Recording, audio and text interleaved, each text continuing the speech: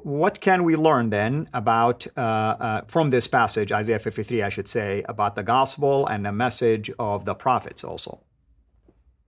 Yeah. So many people will immediately think when they hear the word gospel of Christianity. That's true today and that's appropriate, right? Our message is the gospel.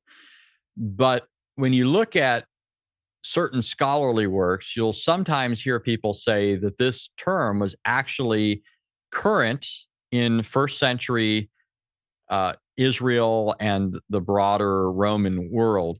It was current. And so this word actually comes from that context.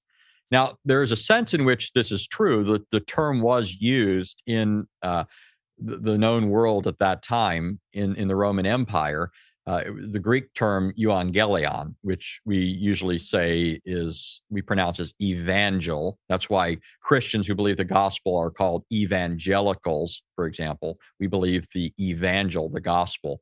That term was used in the first century, and it, in fact, was connected to things like the birth of the emperor. When they would announce the birth of the emperor, maybe later, when they're referring back to it, they would refer to it as the good news, the gospel of the birth of this reigning figure. Well, because of that, as I said, scholars will sometimes suggest that this is where the term came from, but it actually isn't. And it's even clearly not the case that this is where this comes from.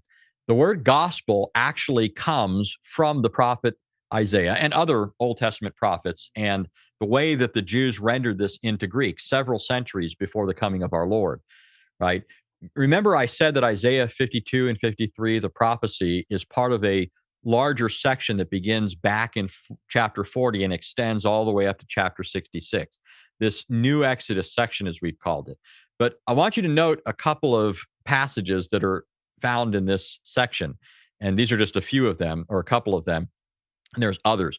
But here's Isaiah 40, verse 9.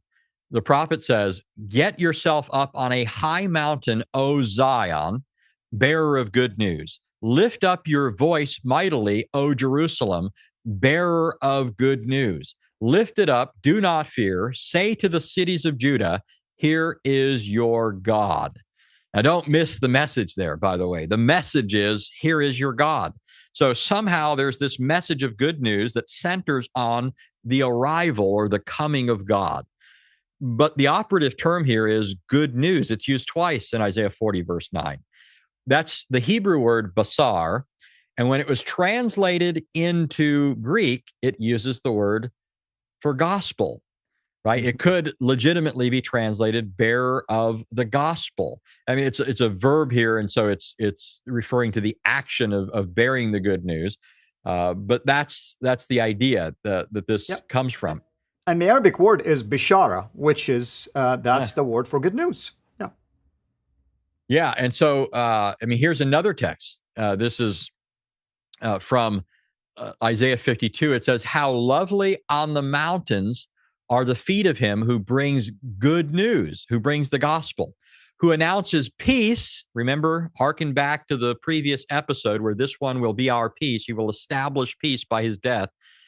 It says, "Who announces peace and brings good news of happiness, who brings the gospel of happiness, who announces salvation and says to Zion, your God reigns." So again, it uses the term gospel twice. It connects this with the promise of salvation and peace and the arrival of God. This is the very chapter, the section where it goes on to talk about the Lord bearing his holy arm in the sight of all the nations so that all the ends of the earth will see the salvation of our God. Right? We saw that the arm of the Lord is a title for the Messiah in 53:1. And so this is the origin of the word. Now, you don't need to have a word present in order for a concept to be present. And so even though, sometimes you get people saying, well, if this term isn't there, well, then the concept isn't. That's just fallacious.